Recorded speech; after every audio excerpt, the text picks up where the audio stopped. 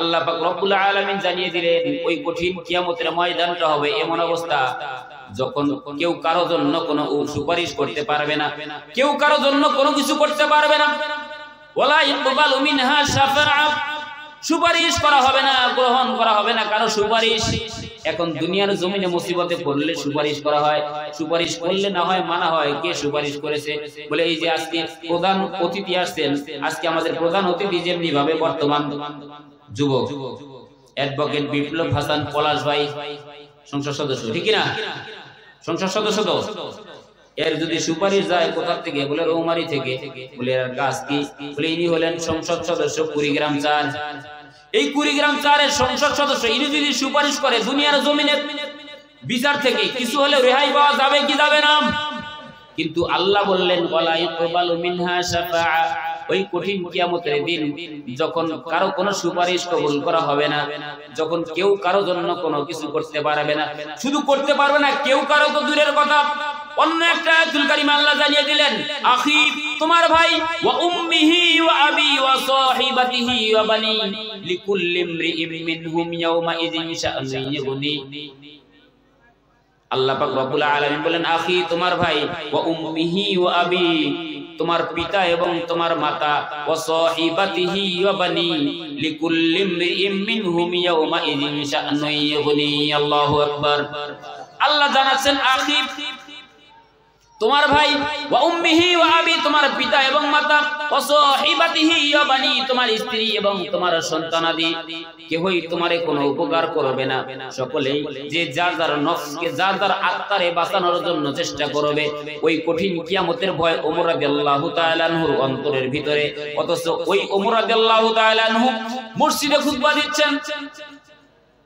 আরো একটা হাদিস থেকে শোনাতে যাচ্ছি, মসজিদে খুতবা দেওয়া অবস্থায় একজন সাহাবা দাঁড়ায়া গেলেন, লাঠি হাতে নিয়ে দাঁড়িয়েছেন আর বলতেছেন ভাই ওমর, দিলের কানটা লাগাইয়া শুনে রাখেন, যতদিন পর্যন্ত কোরআন দ্বারা রাষ্ট্র পরিচালনা করবেন ততদিন পর্যন্ত আপনার বিধান মানব।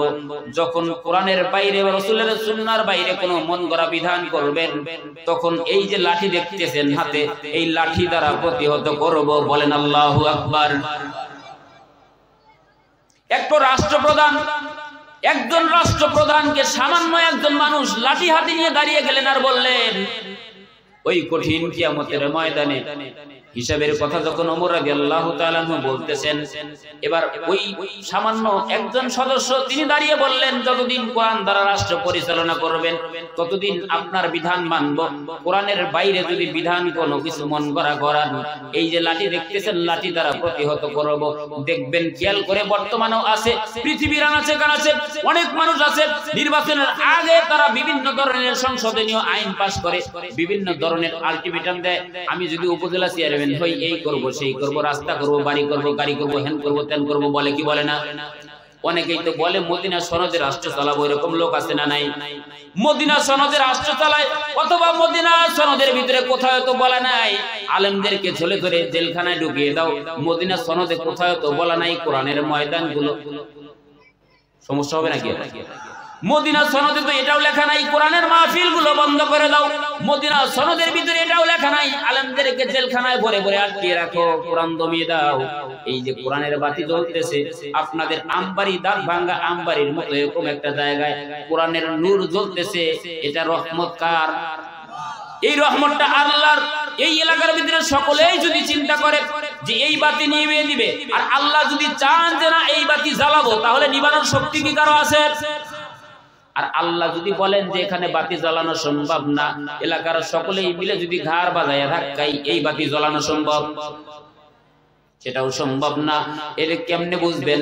কোরআন থেকে শোনাই, আল্লাহ পাক রব্বুল আলামিন স্পষ্ট ভাবে জানিয়ে দিলেন ইউরিদুনা লিইউতফিউ নূরাল্লাহি বিআফওয়াহিহিম আল্লাহু মুতিম্মু নূরিহি ওয়ালাউ কারিহাল কাফিরুন। আল্লাহু আকবার। আল্লাহ জানাচ্ছেন ইউরিদুনা লিইউতফিউ নূরাল্লাহি বিআফওয়াহিহিম আল্লাহু মুতিম্মু নূরিহি ওয়ালাউ কারিহাল কাফিরুন।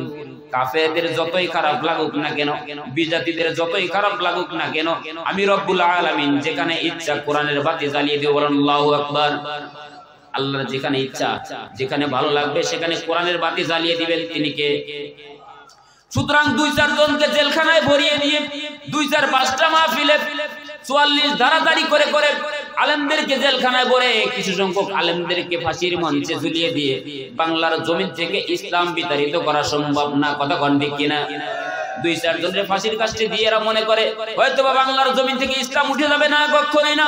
পৃথিবীর জমিনের যে কোনো প্রান্তেই হোক না কেন তামাম দুনিয়া যদি জ্বালিয়ে দেওয়া হয়, মানুষদেরকে যদি জীবিত রাখা হয়, তাদের মাঝখান থেকে আবার কোরআন লিপিবদ্ধ করা সম্ভব।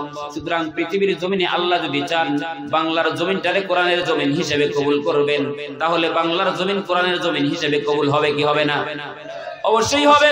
তাই তো আল্লাহ পাক রব্বুল আলামিন বললেন ইউরিদুনা লিইউতফিউ নূরাল্লাহি বিআফওয়াহিহিম আল্লাহু মুতিম্মু নূরিহি ওয়ালাউ কারিহাল কাফিরুন।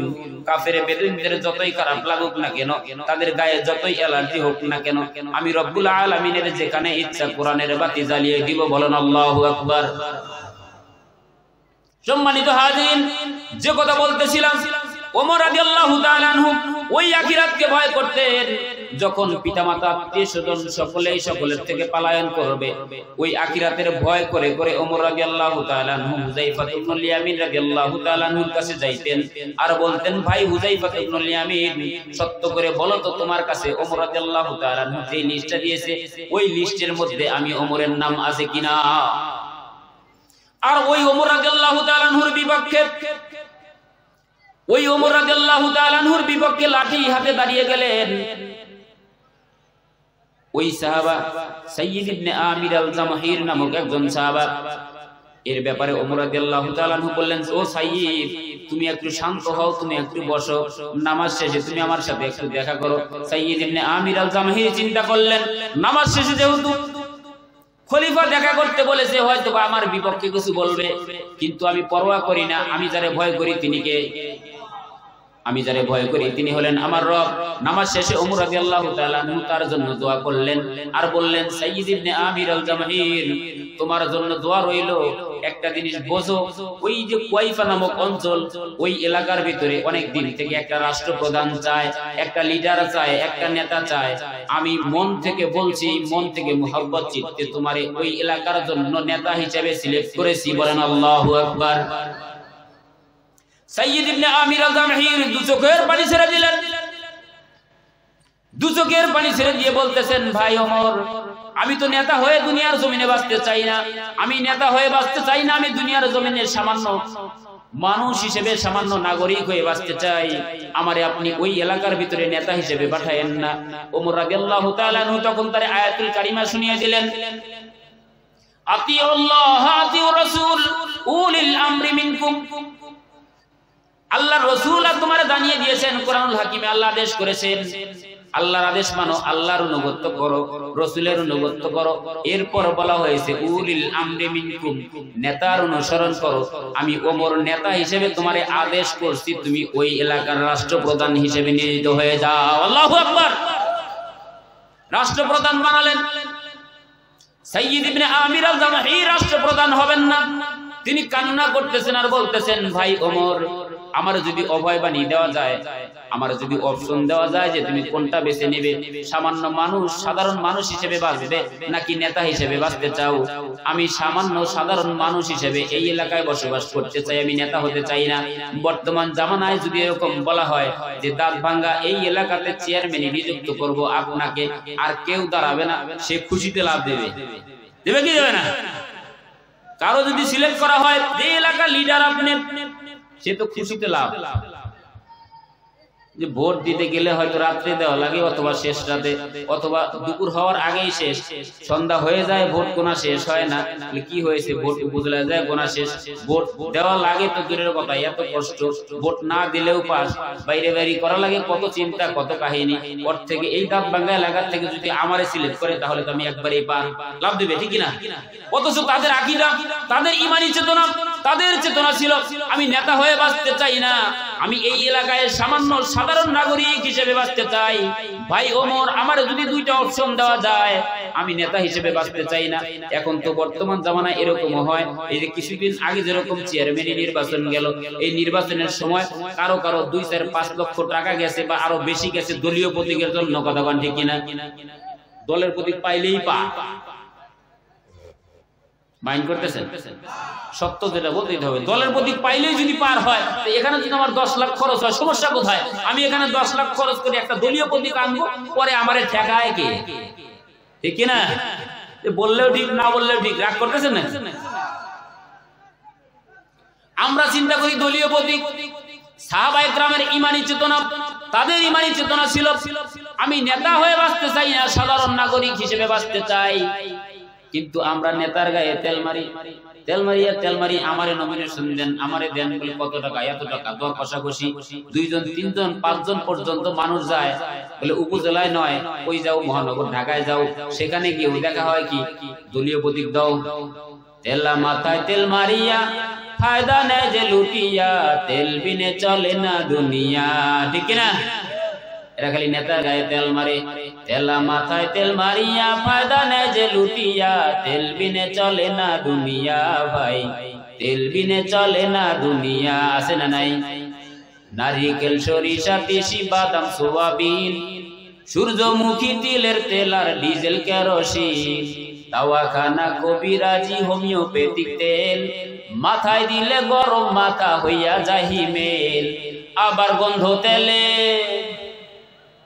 গন্ধ তেলে গিন্নির পরাণ খুশিতে যায় ভরিয়া, তেল বিনে চলে না দুনিয়া। আছে না নাই? অসুস্থ বা রোগী হইয়া যাবেন ক্লিনিকে, সেখানেতেও তেলের বাহার দেখবেন চারিদিকে।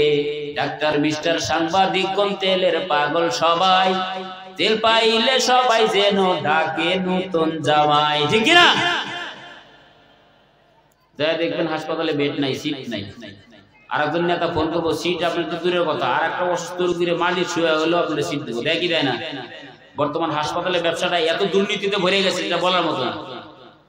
অসুস্থ বা রোগী হইয়া যাবেন ক্লিনিকে, সেখানেতেও তেলের বাহার দেখবেন চারিদিকে। ডাক্তার, মিস্টার, সাংবাদিক, কোন তেলের পাগল সবাই, তেল পাইলে সবাই যেন ডাকে নতুন জামাই। তেল পাইলে নেতা খুশি, এমপি, মন্ত্রী সব মিয়া, তেল বিনে চলে না দুনিয়া ভাই, তেল বিনে চলে না দুনিয়া। তেলা মাথায় তেল মারিয়া, ঠিক না? তেলা মাথায় তেল মারিয়া ফায়দা নেয় যে লুটিয়া, তেল বিনে চলে না দুনিয়া, হয় তেল বিনে চলে না দুনিয়া। ঠিক না? এরকম তেলবাসী এলাকা আছে, অনেক জায়গায় আছে। আপনাদের এলাকা আলহামদুলিল্লাহ বলেন আলহামদুলিল্লাহ। যে কথা বলতেছিলাম, নেতা বলতেছেন আমার আদেশ, তুমি কুয়াইফা নামক অঞ্চলে তুমি প্রতিনিধি হিসেবে যাবা, ওই এলাকার রাষ্ট্রপ্রধান হিসেবে তুমি যাইবা। কিন্তু সাইয়্যিদ ইবনে আমির আল জামহির বলতেছেন আমি নেতা হিসেবে বাঁচতে চাই না, দুনিয়ার জমে সামান্য মানুষ হয়ে বাঁচতে চাই। ধরে নেন, সংক্ষিপ্ত ভাবে বুঝাতে যাচ্ছি, সাইয়্যিদ ইবনে আমির আল জামহির ওই এলাকার লিডার হিসেবে পাঠানো হলো। লিডার হিসেবে তিনি গেলেন, 1 বছর পর্যন্ত ওই এলাকায় রাষ্ট্র পরিচালনা করলেন। ওমর রাদিয়াল্লাহু তাআলা আনহু চিন্তা করলেন কুয়াইফা নামক অঞ্চলে একটা গোয়েন্দা কমিটি পাঠানো যায়। একটা গোয়েন্দা কমিটি পাঠানো হলো। ওই এলাকার ভিতরে ঘুরে ঘুরে মানুষের কাছ থেকে অভিযোগ নিয়ে আসবে, আর ওই এলাকায় দরিদ্রদের একটা লিস্ট নিয়ে আসবে। কারণ আমি ওমর রাদিয়াল্লাহু তাআলা আনহু ওই এলাকায় দরিদ্রদের মাঝে কিছু মাল বন্টন করতে চাই। আল্লাহু আকবার। মাল বন্টন করতে চাই। একটা গোয়েন্দা গেল, গোয়েন্দা কমিটি গিয়ে কুয়াইফা নামক অঞ্চলে যখন ঘোরাঘুরি করতে লাগলো, মানুষের কাছে যেখানে গিয়ে জিজ্ঞাসা করে আপনার এলাকার সবথেকে একজন দরিদ্র ব্যক্তির নাম বলেন, ওই একজন ব্যক্তির নাম বলেন। যখন বলে একজন ব্যক্তির নাম বলেন, বলে আমাদের এই অঞ্চলের ভিতরে একটা দরিদ্র মানুষ যদি চান, তার নাম হলো সাইয়্যিদ ইবনে আমির আল জামহির। আল্লাহু আকবার। বুঝতেছেন কথা? 1 বছর নেতা, ওই এলাকার রাষ্ট্রপ্রধান, একটা গোত্রের রাষ্ট্রপ্রধান, অথচ তার ব্যাপারে বলা হলো যে এলাকাতে গিয়ে জিজ্ঞাসা করা হয় আপনার এলাকার একটা দরিদ্র ব্যক্তির নাম বলেন, বলে আমার এলাকায় দরিদ্র একজন আছে, তার নাম হলো সাইয়্যিদ ইবনে আমির আল জামহির। এরকম ঘুরে ঘুরে ওই একজন ব্যক্তি ছাড়া যেখানেই যায় জিজ্ঞাসা করে সাইয়্যিদ ইবনে আমির আল জামহির। ওমর রাদিয়াল্লাহু তাআলা আনহুর কাছে লিস্ট চলে আসলো, গোয়েন্দার লিস্ট। লিস্টে নাম পড়ে প্রথমেই সাইয়্যিদ ইবনে আমির আল জামহির, আর একজন গোয়েন্দার নাম পড়ে, এখানেও সাইয়্যিদ ইবনে আমির আল-জামাহির যেই গোয়েন্দাগুলো পাঠানো হয়েছে এক এক গ্রামে গ্রামে ঘুরে ঘুরে যে লিস্টগুলো করেছে, প্রথমে নামদার তার নাম হলো সাইয়্যিদ ইবনে আমির আল-জামাহির। এবার ওমর রাদিয়াল্লাহু তাআলা আনহু বললেন, এটা কোন সাইয়্যিদ? গোয়েন্দা সংস্থার লোকগুলো বলতেছেন, যারে আপনি 1 বছর আগে লিডার হিসেবে ওই এলাকায় পাঠিয়েছেন, যিনি আপনার বিপক্ষে লাঠি হাতে দাঁড়িয়েছিল, ওই সাইয়্যিদ ইবনে আমির আল-জামাহির হলো ওই কুয়াইফা অঞ্চলের ভিতরে সবথেকে দরিদ্র। বলেন না আল্লাহু আকবার। সবথেকে দরিদ্র হলো সাইয়্যিদ ইবনে আমির আল-জামাহির, তার থেকে দরিদ্র ওই কুয়াইফা অঞ্চলের ভিতরে আর নাই। বর্তমান বিশ্বের আনাচে কানাচে তাকিয়ে দেখবেন 5 বছর যাওয়ার পরেও নেতার বাড়িতে ইলিপের মাল দেওয়া লাগে। 5 বছর তো দূরের কথা, 1 বছর যাইতে না যাইতে নেতার বাড়ির ডিজাইন চেঞ্জ। 1 বছর তো 2 বছর দূরের কথা, নেতার রৌমারি শহরে থাকা লাগবে, বিভিন্ন জায়গায় বাসা, কুর্তিমারি থাকা লাগবে বাসা, রাজীবপুর থাকা লাগবে বাসা, আনন্দবাড়ি বাসা, যাইতে যাইতে বাসা। এভাবে যাবে আর যাবে, শুধু যাবে না, ঢাকা শহরে বাসা, শুধু তাই না, নেতা যদি 5 বছর ক্ষমতার চেয়ারে বসে, এরপরে বিদেশি বাড়ি করে লেখা, ঠিক না? রাগ করতেছেন মনে হয়, শেষ করে দেই।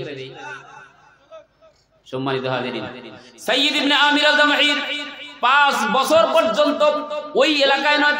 সাইয়্যিদ ইবনে আমির আল-জামাহির যখন নেতার দায়িত্ব পালন করতেছেন, গোয়েন্দা কমিটি গেল, সেখানে কমিটিরা লিস্ট নিয়ে আসলো, প্রথম সারির দরিদ্র যিনি, তিনিই হলো নেতা। আর আমাদের এলাকাতেও নেতা আছে, আপনাদের এলাকাতেও নেতা আছে। 5 বছর ক্ষমতায় যদি থাকতে পারে, তার গাড়ির ডিজাইন চেঞ্জ হয়, তার বাড়ির ডিজাইন চেঞ্জ হয়, সব নকশা পরিবর্তন করে। এটা হলো দুনিয়াবি খেলা, কথা কন ঠিক কিনা? ওমর রাদিয়াল্লাহু তাআলা আনহু খুশি হলেন, নিজেই সাইয়্যিদ ইবনে আমির আল-জামাহিরের জন্য কিছু স্বর্ণ মুদ্রা পাঠিয়ে দিলেন, কিছু হাদিয়া পাঠিয়ে দিলেন। সম্মানিত হাজিরিন, আরো একটা বিষয় তিনি সরাসরি গেলেন, সংক্ষিপ্ত ভাবে যেটা বুঝাতে যাচ্ছি, সাইয়্যিদ ইবনে আমির আল-জামাহিরের বাসায় ওমর রাদিয়াল্লাহু তাআলা আনহু গেলেন। যাওয়ার পর তিনি ওই কওমের লোকদেরকে দাঁড় করিয়ে দিয়ে বললেন, এই যে 1 বছর আগে আপনাদের এলাকায় নেতা পাঠিয়েছিলাম, এই নেতার ব্যাপারে আপনাদের কোনো অভিযোগ আছে কিনা? এবার সকলে মিলে নয়, মাঝখান থেকে কয়েকজনে হাত উত্তোলন করলো। আমাদের নেতার বিপক্ষে আমাদের অভিযোগ আছে 4টা। কয়টা অভিযোগ আছে? 4টা। কি কি অভিযোগ?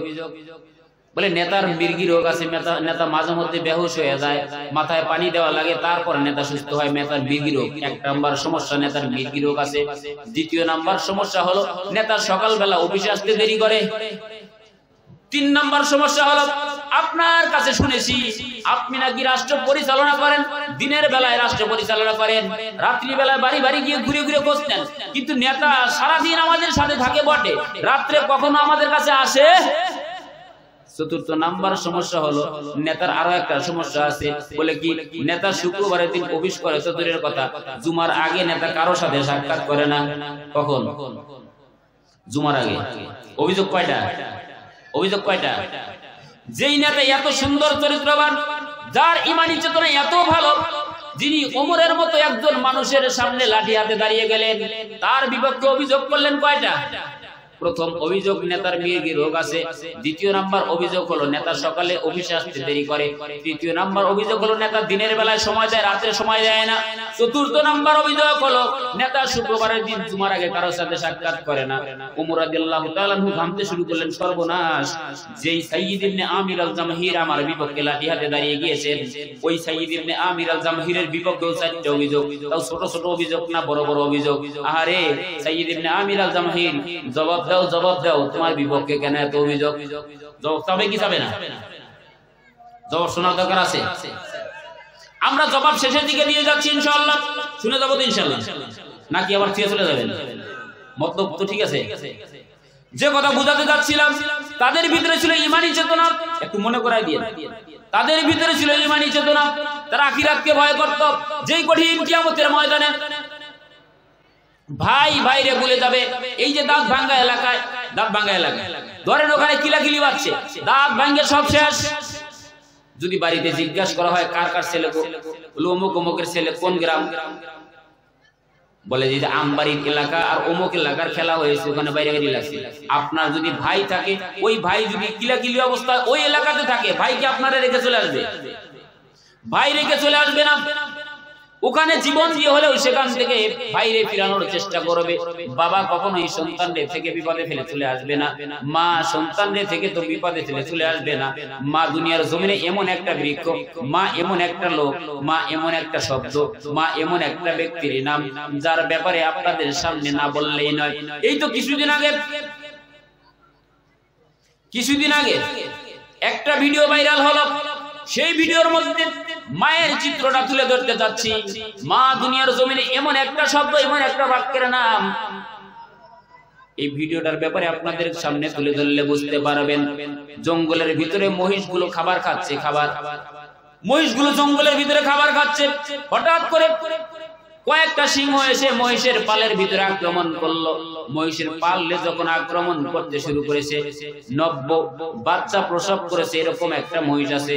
কিছুক্ষণ আগে মহিষটা বাচ্চা প্রসব করেছে, ভিডিও ধারণ করেছে, যারা তাদের ভিডিওর মধ্যে দেখা গিয়েছে। এই বাচ্চাটারে আক্রমণ করতে শুরু করেছে।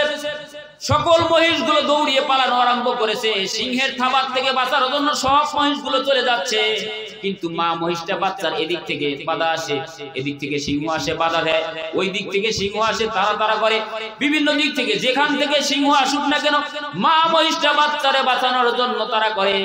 মা মহিষটারে বাচ্চারে বাঁচানোর জন্য এদিক থেকে আসে, এদিকে আক্রমণ করে, এদিক থেকে বাধা দেয়, যেখান থেকে আসুক না কেন মা মহিষটা ওই বাচ্চাগুলোরে ফিরিয়ে দেয়। বাচ্চারে সংরক্ষণ, বাচ্চারে সুরক্ষিত রাখার জন্য আক্রমণ করে। নিজের জীবনের মায়া করে না, বাঁচাতে চায় তারে। এই বাচ্চা কথা ঘন্টে কিনা বাঁচাতে চায় যাকে, সেটা হলো বাচ্চা। এটা হলো জঙ্গলের প্রাণীর কথা বলতেছি, কিন্তু দুনিয়ার জমিনে মা নামক শব্দটা এত প্রিয়। দেখেন খেয়াল করে, মহিষের থেকেও মায়ের অন্তরের ভিতরে সন্তানের প্রতি মহব্বত কম না বেশি? সন্তানের প্রতি মায়ের মহব্বত টুকুনো বেশি। আল্লাহ পাক রব্বুল আলামিন মায়ের অন্তরটা এত শক্ত করেছেন, এত মহব্বত আর ভালোবাসা দিয়ে ভরিয়ে দিয়েছেন। কিতাব খুললে পাওয়া যায়, বর্তমান জ্ঞান বিজ্ঞানের জামানা থেকেও পাই।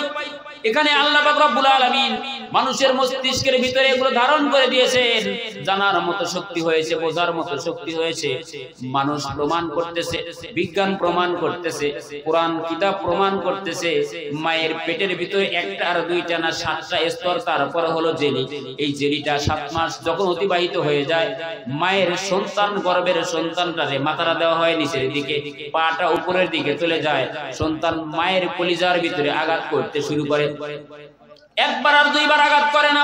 বিজ্ঞানের জামানায় জ্ঞান বিজ্ঞান প্রমাণ করছে, মায়ের অন্তরের ভিতরে কলিজার ভিতরে সন্তান, একটা সুস্থ সন্তান মায়ের গর্ভের ভিতরে 4.5 থেকে 5,500 বার লাথি মারে। আল্লাহু আকবার। এটা দুনিয়ার জমিনে সামান্য কোনো লাথি না। বিজ্ঞান প্রমাণ করে দিচ্ছে, এই লাথি যদি দুনিয়ার জমিনের কোনো বাবার কলিজায় মারা হতো, সন্তান যদি বাবার কলিজায় এই লাঠিটা মারতো, দুনিয়ার জমিনের কোনো বাবা সুস্থ থাকতে পারতো না, অজ্ঞান হয়ে পড়ে যেত। বলেন আল্লাহু আকবার। এই মায়ের কলিজার ভিতরে লাথি মারে, একবার আর দুইবার না, 7টা স্তরের ভিতরে জেলি। এই জেলি থেকে 7 মাস অতিবাহিত হওয়ার পর পাটা যখন উপরের দিকে তুলে দেওয়া হয়, মাথাটা যখন নিচের দিকে দেওয়া হয়, এই পা দ্বারা শুধু সন্তান মায়ের কলিজার ভিতরে লাথি মারতে শুরু করে। এই 7 মাসের পর থেকে 9 মাস 10 দিন পর্যন্ত 4.5 থেকে 5,500 বার যার কলিজায় লাথি মেরেছি তার নাম মা। কথা বল ঠিক না? এই মায়ের কলিজায় লাথি মারি। শুধু লাথি মারার থেকেই শেষ নয়, 3টা লাথি ধরে মেরেছি।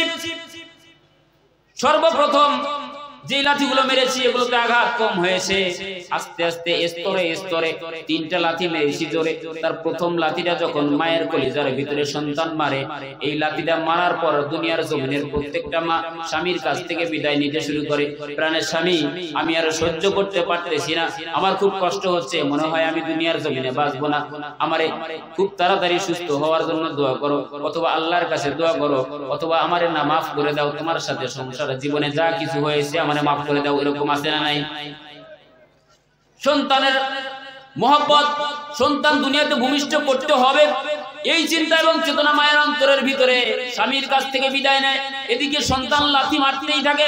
একটা লাথি মারার পর মা স্বামীর কাছে বিদায় নেয়, দ্বিতীয় লাথি মারার পর ঘরের ভিতরে যারা থাকে তাদের জড়িয়ে ধরে কান্না করতে শুরু করে। মা কান্না করে, কান্না করে করে বলে, দাদি বলেন আর কাকি বলেন, ঘরের ভিতরে যারাই থাকুক না কেন তাদের জড়িয়ে ধরে মা কান্না করতে করতে কান্না চিত্তে বলে, আমি আর সহ্য করতে পারতেছি না, এত ব্যথা লাগতেছে, এত কঠিন ব্যথা, যেই ব্যথার ব্যাপারে কোরআনুল হাকিম বর্তমান জ্ঞান বিজ্ঞানের জামানা প্রমাণ করে দিচ্ছে। প্রত্যেকটা সন্তান মায়ের কলিজায় দ্বিতীয়বারের মতো যেই লাথিগুলো মারে, তৃতীয়বারের মতো যেই লাথিগুলো মারে, এই লাথিগুলো যদি দুনিয়ার জমিনের কোনো বাবার কলিজায় মারা হতো, বাবা দুনিয়ার জমিনে শুধু অজ্ঞান নয়, বাবা দুনিয়ার জমিন থেকে চির বিদায় নিয়ে চলে যেত, হার্ট অ্যাটাক করে মারা যেত। এই লাথিগুলো আমরা মায়ের কলিজার ভিতরে মারিছি। দ্বিতীয় নাম্বার লাথি তো চলে যায়, কিতাব প্রমাণ করে তৃতীয় নাম্বার লাথিটা যখন মায়ের কলিজায় মারা হয়, প্রত্যেকটা স্তর টাস টাস করে বাড়তে শুরু করে, জেলিটা ভেঙে যায়, পানিগুলো বাইরে আসে। মা বোনেরা বুঝতে পারে দুনিয়ার জমিনে সন্তান আসার সময় হয়েছে। জরার মুখ যখন খুলে যায়, সন্তান দুনিয়াতে ভূমিষ্ঠ হয়। সন্তান যখন দুনিয়াতে ভূমিষ্ঠ হয়, ট্যাঁ ট্যাঁ করে কান্না শুরু করে। সন্তানের কান্নার আওয়াজটা আল্লাহ পাক রব্বুল আলামিন তার ভিতরে এত বেশি মহব্বত দিয়েছেন, এত বেশি ভালোবাসা আর এত বেশি রোগ প্রতিরোধ ক্ষমতা দিয়েছেন। সন্তানের কান্নার আওয়াজ যখন মায়ের কর্ণভেদ করে হৃদয়ে স্পন্দন, হৃদয়ের ভেতরে পরশ হয়, আল্লাহ পাক রব্বুল আলামিন জ্ঞান বিজ্ঞানের জামানা বিজ্ঞান প্রমাণ করে দিচ্ছে, সন্তানের এই কান্নার আওয়াজের কারণে মায়ের কলিজার ভিতরের প্রত্যেকটা ক্ষত বিক্ষত গুলো পূর্বের ন্যায় সম্পূর্ণ সুস্থ হয়ে যায়। আল্লাহু আকবার।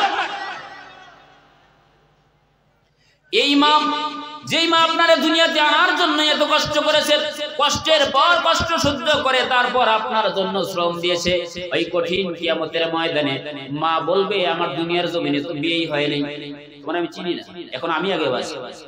আখি তোমার ভাই, ওয়া উম্মিহি ওয়া আবি তোমার মা এবং তোমার বাবা, এরা তোমার পরিচয় দেবে। ওয়া সাহিবাতিহি ওয়া বানি তোমার স্ত্রী এবং তোমার সন্তান, যারে খাওয়ানোর জন্য, যেই স্ত্রীর সুস্থ এবং তারে বাঁচানোর জন্য দুনিয়ার জমিনের অন্যায় অবিচার অপকর্মগুলো করে থাকি, পাড়া প্রতিবেশীর হকগুলো মারি, রাষ্ট্রীয় হকগুলো মারি, বিভিন্ন জায়গায় যেই হকগুলো সঠিকভাবে বোঝাতে চাই না, ভাই ভাইয়ের সম্পদগুলো মেরে দেয়, ভাই বইয়ের সম্পদ, বোনের সম্পদগুলো মেরে দেয়। এই লোকগুলো যারে খাওয়ানোর জন্য, সন্তানরে খাওয়ানোর জন্য, মারে খাওয়ানোর জন্য নয়, এবার সন্তান আর স্ত্রীরে খাওয়ানোর জন্যই তো অন্যের টাকা মেরে দেয়, কথা কোন ঠিক কিনা? অথচ ওই সন্তান কিয়ামতের ময়দানে বলবে আমি তো আমার বাবারে চিনি না। স্ত্রী তার স্বামীরে বলবে দুনিয়ার জমিনে আমার বিয়ে হয় নাই। ওই কঠিন কিয়ামতের ভয় ওমর রাদিয়াল্লাহু তাআলা আনহুর ভিতরে। আর ওই ওমর রাদিয়াল্লাহু তাআলা আনহু বলতেন, ও সাইয়্যিদ ইবনে আমির আল জামাহির, তোমার কাছে মুনাফিকদের যে লিস্টটা ছিল ওই লিস্টের ভিতরে আমি ওমরের নাম আছে কিনা? আল্লাহ পাক রব্বুল আলামিন আজকের এই আলোচনাগুলো গভীর মনোযোগ দিয়ে, দিলের কান দিয়ে আমাদের প্রত্যেককেই বোঝার মতো তৌফিক দান করুন, বলুন আমিন। আল্লাহ পাক রব্বুল আলামিন প্রথমে জানালেন ওয়া মিনান নাস মান ইয়াকুলু আমান্না বিল্লাহ ওয়া বিল ইয়াউমিল আখির ওয়া মা হুম বিমুমিনিন। দুনিয়ার জমিনে এমন মানুষ আছে যারা বলে যে আমরা ইমানদার, অথচ তারা তো ইমানদার না। কিসের জন্য না? বলে তাদের টাকায় যাত্রা গানে দেয়, তাদের টাকা গানের মঞ্চে দেয়, এদের টাকা মাদ্রাসায় দেয়। যাদের টাকা দিয়ে মাদ্রাসা হয়, মসজিদ হয়, সকলের টাকা দিয়ে এগুলো হয় না। দেখবেন খেয়াল করে অনেক সন্তান আছে এই কষ্টের পর কষ্ট সহ্য করে যেই মা দুনিয়ার জমিন থেকে চলে গেছে। অনেক সন্তান এরকম বেদব আছে, মা বাবার কবরের পাশ দিয়ে যায়, মোবাইলের ভিতরে গানের শব্দ বাজাতে বাজাতে যায়, কথা বলেন ঠিক কিনা? এরকম সন্তান আছে না? সুতরাং দুনিয়ার জমিন থেকে চলে যাওয়ার পর আপনার সন্তান কতটুকু ধরা দেবে এটা কোনোভাবেই কোথাও লেখা নাই। দুনিয়ার জমিনে তো ধরা দেবেই না, বরং কবরের বাড়িতে ধরা দেয় কেমনে, কথা বলেন ঠিক কিনা? অনেক সন্তান এরকম আছে মা বাবার কবরের পাশ দিয়ে যায় গান বাজাইতে বাজাইতে। কিন্তু এই যে মাদ্রাসার ছাত্রগুলো দেখেন, কিতাব থেকে পড়বে, এদের দিকে তাকান, সগীরা গুনাহগুলো মাফ হয়ে যাবে। এদের সহযোগিতা করেন, এদের পরনের কাপড় কিনে দেন, এদের সামনে পাইলে একটু মাথায় হাত বুলিয়ে তাদের জন্য দোয়া করে দেন। শুধু তাই না, এদের বুকে জড়িয়ে ধরেন, আপনারা সিনার ভিতরে ইসলামের মহব্বত ঢুকিয়ে দিবেন। তিনি কে? আল্লাহ পাক রব্বুল আলামিন সকলকে বোঝার মতো তৌফিক দান করুন, বলুন আমিন। এই এলাকার ভিতরে মা নাই কার কার? এখন আমরা যারা সামনে আছি মা নাই, যারা দিল খুলে হাতটা তুলি না, আল্লাহু আকবার। আমার মা আছে, বাবাও আছে, মা নাই বাবা নাই, এরকম কে কে আছে? যার মা আছে বাবা নাই, যার বাবা আছে মা নাই, সকলেই একই। যাদের একজন আছে বা একজন নাই, আল্লাহ কোরআনুল হাকিমে বললেন ওয়াকাদা রাব্বুকা আল্লা তা'বুদু ইল্লা ইয়্যাহু ওয়া বিল ওয়ালিদাইনি ইহসান। তুমি কি করো? রবের তাবেদারি করো, দাসত্ব এবং গোলামি করো রবের। ইল্লা ইয়্যাহু ওয়া বিল ওয়ালিদাইনি ইহসান, তোমার পিতামাতার সাথে সৎ আচরণ করো। এই যে যাদের মা বাবা দুনিয়ার জমিন থেকে চলে গেছে, এরা কি এখন এই আয়াতের উপর আমল করতে পারবে? মা বাবার সাথে ইচ্ছা করলেই কি আরো ভালো ব্যবহার করা সম্ভব? ইচ্ছা করলেই আর সম্ভব না। মা বাবার আপনি ভালোবাসতে চাইলেও আর ভালোবাসতে পারবেন না। অনেকে আছে মা বাবা দুনিয়ার জমিনে থাকা সত্ত্বেও তাদের মহব্বত, তাদের কদর বোঝে না। এরকম লোক আছে না নাই? কিন্তু অনেকেই আছে মা বাবা থাকা অবস্থায় ভালোবেসেছে, এখন দুনিয়ার জমিন থেকে চলে গেছে, মা বাবার জন্য এখনো দান করে। কিয়ামত পর্যন্ত, যতদিন পর্যন্ত তাদের ওয়ারিস থাকবে, তার সন্তান তার জন্য দান করবে। কথা ঠিক কিনা? সম্মানিত হাজিরিন, যাদের মা বাবা চলে গেছে, একটু মায়ের দিকটা খেয়াল করি। কত কষ্ট করেছি, কত লাথি মেরেছি, কত অত্যাচার করেছি, পেশাব করে দিয়েছি বিছানাতে। শুধু তাই না, দুনিয়ার জমিনে চলতে ফিরতে মারে কতই না কষ্ট দিয়েছি। ওই মা দুনিয়ার জমিন থেকে চলে গেছে, বাবা দুনিয়ার জমিন থেকে চলে গেছে। সকলে দুনিয়ার জমিন থেকে যাওয়ার পর সমস্ত সম্পদ নিয়ে গেছে না রেখে গেছে? রেখে গেছে। এই ওঠে কেন? এখন ওঠা যাবে না। কারণ যে কথা বুঝাতে যাচ্ছিলাম, সাইয়্যিদ ইবনে আমির আল-জামহি রাদিয়াল্লাহু তাআলা আনহু, তার বিপক্ষে অভিযোগ কয়টা মনে আছে তো? আমি এর আগেই আপনাদের সম্মুখে একটা বিষয় উপস্থাপন করতে চাচ্ছি। আমাদের প্রধান মেহমান আসবে, সাইয়্যিদ ইবনে আমির আল-জামহির ব্যাপারে 4টা প্রশ্নের উত্তর আমি আপনাদের সামনে উপস্থাপন করব। আল্লাহ পাক রব্বুল আলামিন যদি তৌফিক দান করেন বলুন আমিন। সম্মানিত হাজিরিন, যে কথা বুঝাতে যাচ্ছিলাম, মা যাদের দুনিয়া থেকে চলে গেছে, যাদের আছে, এরা মা বাবার জন্য পাঁচটা করে 10,000 টাকা এই মাদ্রাসার ছাত্রদের উদ্দেশ্যে মায়ের কবরের দিকে খেয়াল করে, বাবার কবরের দিকে খেয়াল করে দেখবেন, খেয়াল করে দুনিয়ার জমিনের সমস্ত সম্পদ রেখে গেছে। মায়ের কলিজায় লাথি মেরেছি বাবা, বাবার সম্পদ দিয়ে আজকে আমি বড় হয়েছি। এরকম মা বাবার কবরের শান্তির জন্য এরকম কোন সাহসী যুবক আছে যে মা বাবার কবরের শান্তির জন্য, মা বাবার জন্য এই মাদ্রাসায় 10,000 টাকা, মায়ের জন্য 5,000, বাবার জন্য 5,000, এরকম মহব্বতের সন্তানকে আসি? একটু হাততালি, লিল্লাহি তাকবীর।